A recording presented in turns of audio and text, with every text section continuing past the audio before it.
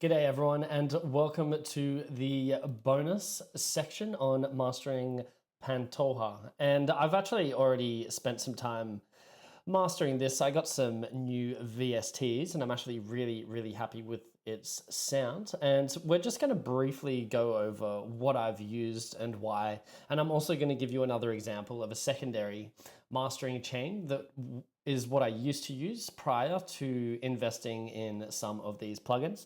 So before we kick that off, I just wanted to mention that yes, like I have spent some, extra hours just doing some small refinement of this song, and I'll show you basically there's one part that is a little bit different, and I'll just show you that because it might be interesting for you to hear.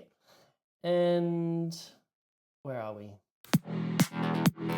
Yeah, okay, cool. So it's this part here, and I can't show you what it was previously because it's been deleted and written over. But I'll press play from this Atmos build, and then you can hear that I'm bringing in a new bass line or a new motif, a rhythmic motif in this section. And I really felt like it was really nice and bouncy and added a lot of dimension to the track.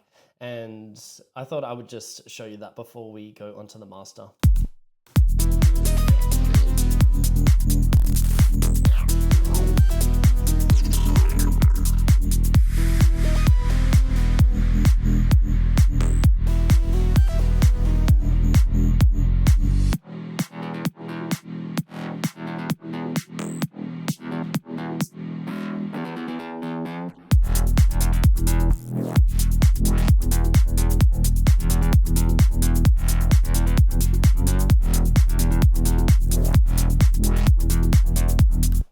And so that's pretty much just the main change that I've made to this song that's the most outstandingly different.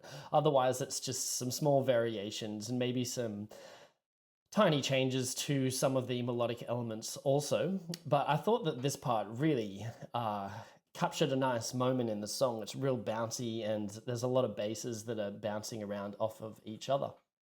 Okay, so where we're going into the master, and I am going to turn everything off. We'll go through it one by one, and this is an amazing plugin by Brainworks. It's called the Digital V3, and it might look quite intimidating, but it is just a mid and a side EQ. So instead of splitting your whole signal into mid and side, you can do it all within this. And the reason that I like this is because it has a stereo width, and I generally use this, I never really go over 25% because I feel like it takes too much away from the track. It might fuck up some phasing and stuff. So I usually have this around 20%, which I think is great. If I need it, I can hit the mono maker. I can also make everything mono underneath a certain frequency range. And that can be great. I've already done this in my mix as we've gone through. So all of these little extra things might be here. You can imagine, as a mastering engineer, if someone sends me through a track who might not have this knowledge, then they might have stereo information in their bass. And so this would be a great knob to really dial in the mono frequencies of their track. And you can see here that the EQs that I've used have actually been quite small. And you can see at the top end, I've just done some boosts, and it has this other one called the presence shift, which compensates a small notch cutting out for, introducing more higher frequencies. So let's listen to it without it, and then I'll turn it back on.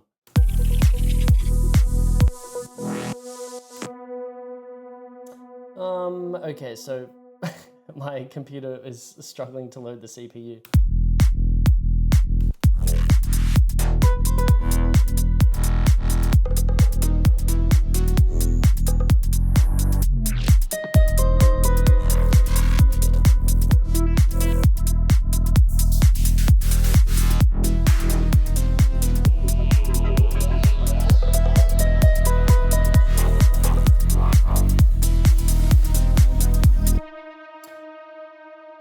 And I think it's adding a nice bit of presence here. You can see that the hi-hats are never going over the kick, which you never really want to happen. In certain styles of music like drum and bass, the hi-hats and everything are quite in balance with the kick and the bass, but we kind of want this general downward kind of angle to our mix.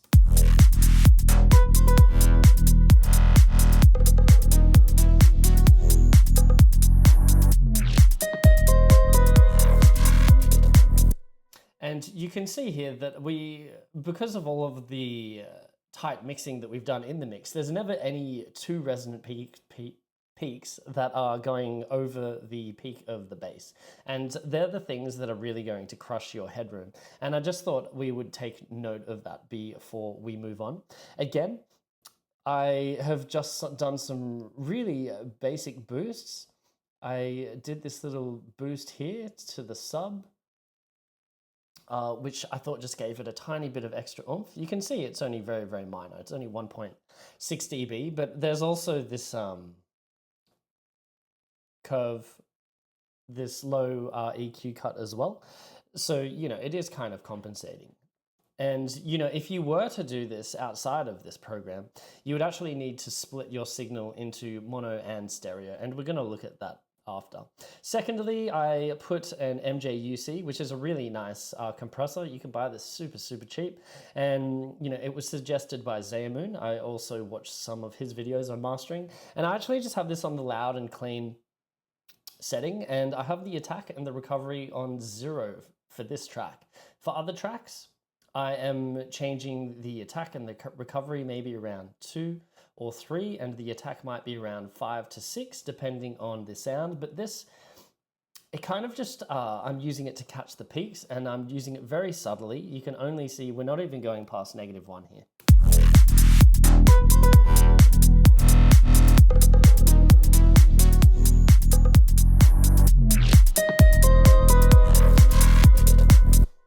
And it's incredibly, incredibly subtle, but I do really like the tone that this adds, and that is the main reason for using it. Depending on the mix, I could use a different compressor. This just seems to be the one that works the best for me and my workflow currently. And okay, so finally, we just need a limiter, and the limiter that I'm using now is this BX limiter. And I have another version of this, which is actually multi-band. But the reason I use this Brainworks one instead of Pro L is because I really like the sounds of the distortion here. The saturation. And all I've done here is basically just boost the gain 2.42 to achieve a nice level of loudness. I don't think the reduction is too large.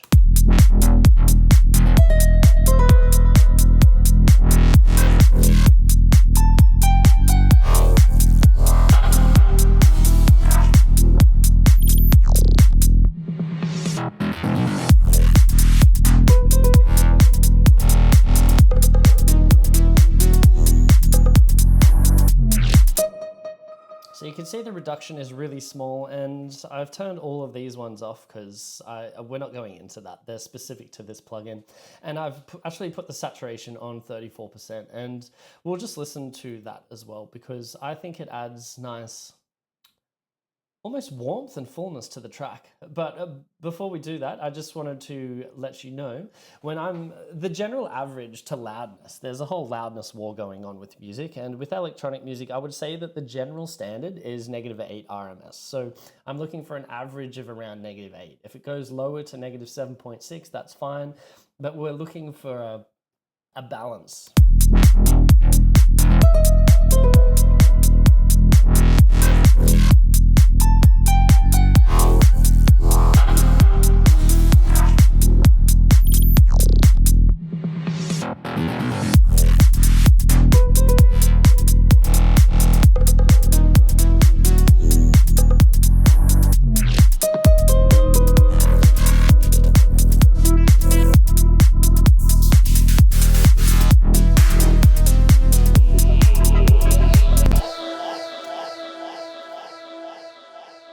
And you see, I probably could punch this a bit louder, but in terms of what is common within this music, this is totally fine, I would suggest. So an average of around -8. And you can also get some reference tracks and, put one and make sure that the loudness is kind of competing in the same area.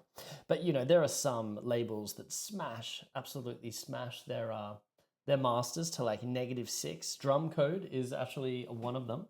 And, I love a lot of the music there, but it's so loud. And so that's something to keep in mind. Different labels, and depending on the engineer, you're going to have different overall loudnesses. And I guess as a DJ, you just need to take note of some of those, when to, put a couple of dBs extra on your gain or your clip of that track, so you're going to match the volumes. So also, just to note, we're going to go through just the saturator to hear what difference that makes.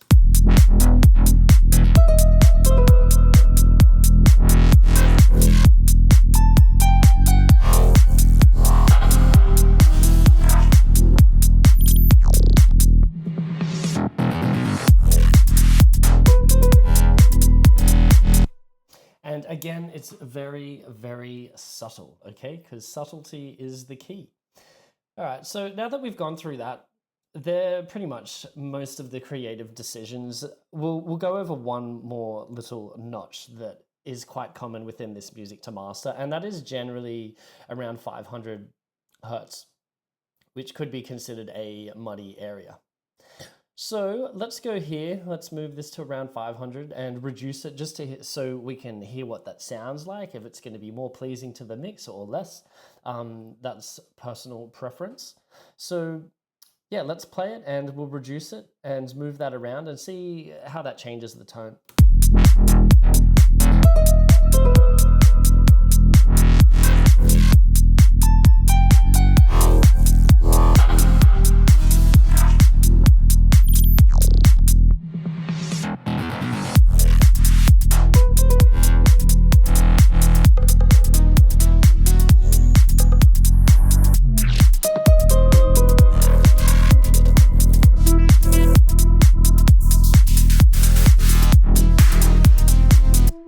And the thing is, I don't mind dipping here even around 2.3 dB. I think it does sound quite good. This is where this woody knockiness comes from. And, some people really enjoy that in their tracks. I have some tracks, depending on the style I'm writing, where I'm dipping more extreme here. And, it obviously depends on your personal preference also. But if you are watching this, I'm sure you want to learn how to master your own stuff so you don't have to get someone to do it. And, I would say that this is an important frequency range in masters that you would probably be dipping in some tracks, not all, of course.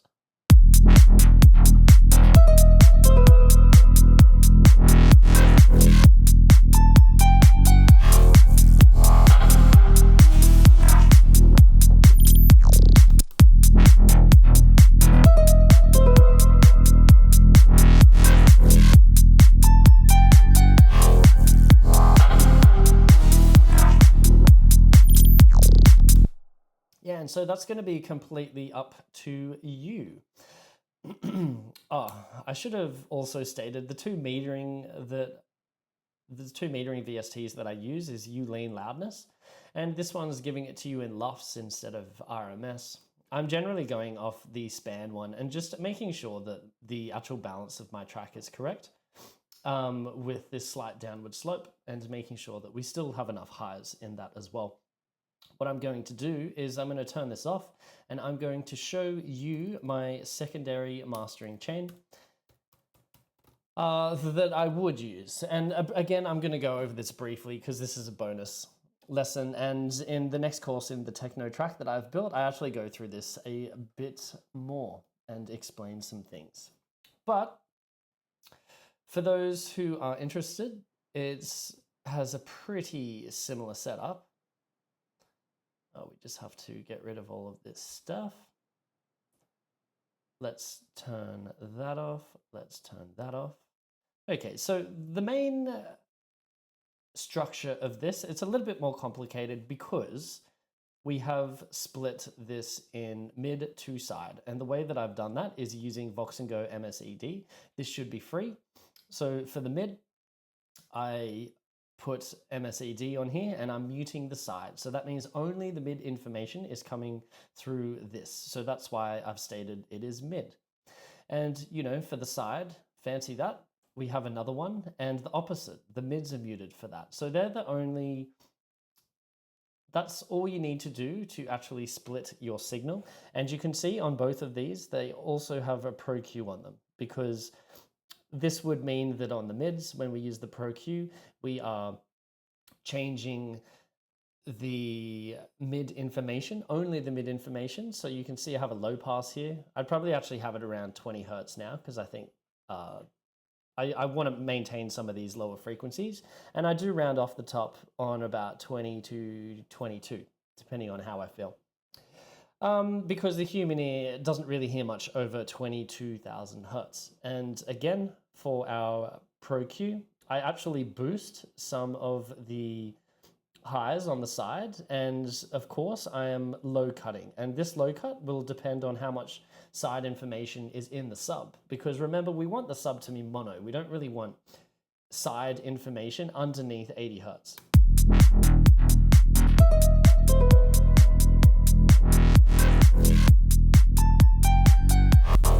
And you can see that there's no side information there because we've done all of this side kind of stuff. Where are we? Yeah, well, just because the bases that I've created, I usually do, you know, the side low cut in my mix down, so I don't really need to worry about it at this particular stage. And again, you know, outside of that group, this little tab here, so outside of both of those, I would have the compressor, the MJUC.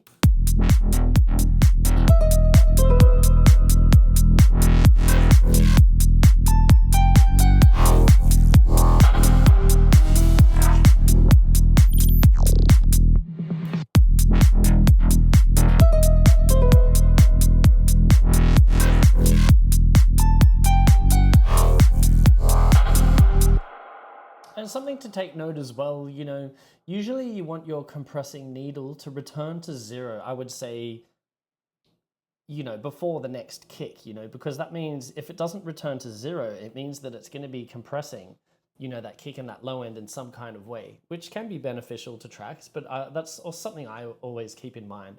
I want this pumping kind of to the tempo of the song, because I don't want to be compressing the kicks and the transient of it, you know. I want this compressor to return to 0 before then, and it's kind of just picking up other bits and pieces in between that might be too loud in the mix. And so to finish this one off, this would be a Pro L, and I'm basically, yeah, I'm still playing around with the attacker and the release as well. You know, usually these settings could be quite common for me to have the attack on 12 o'clock and the release on about 10. And yeah, I would boost the gain until I reach the desired loudness, which would be around -8 RMS, and I would find that on span. Well, which it sounds like this, you can already see, because I haven't adjusted this, that's a huge amount of reduction there. So let's go.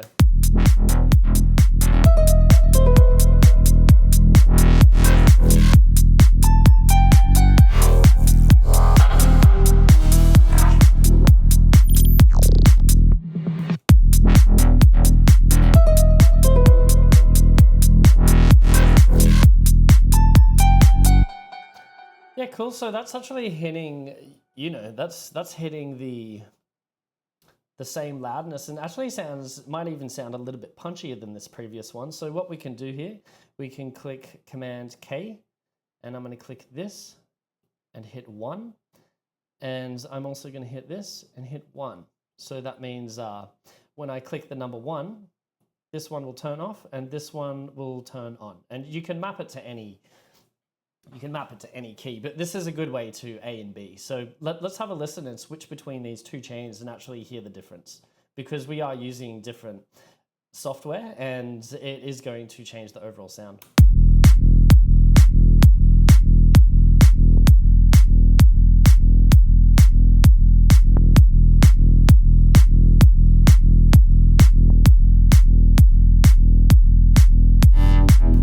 Okay, so it actually sounds like this mastering chain is louder, but take note, just because it's louder doesn't mean that it is better. So I would probably reduce this so they're the same volume, and then make a more educated, have a more educated opinion on the whole matter. Because the problem is with our ears and how we perceive sound is instinctively, if we hear something as louder, we think that it is better. So definitely take note of that. I'm going to reduce this. So hopefully we can get them at a more reasonable volume.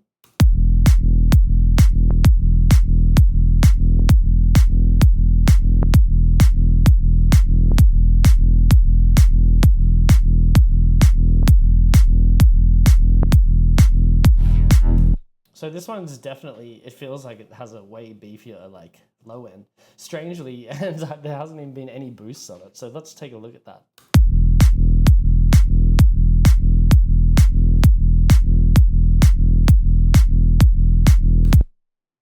And you know, it could be louder. It's hitting -11, but let's see this one, because that's quite interesting actually.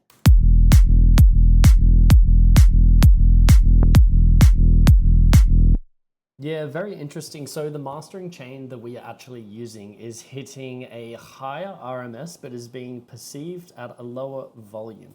And you know, this is obviously going to change depending on what VSTs you use. So with experience and the knowledge of the tools that you're using, and also reference tracks and, you know, comparing to other tracks, then you'll be able to come to the best decision on the loudness of your tune. So that pretty much concludes this course, everyone. I hope you enjoyed, and I'll see you at the next one.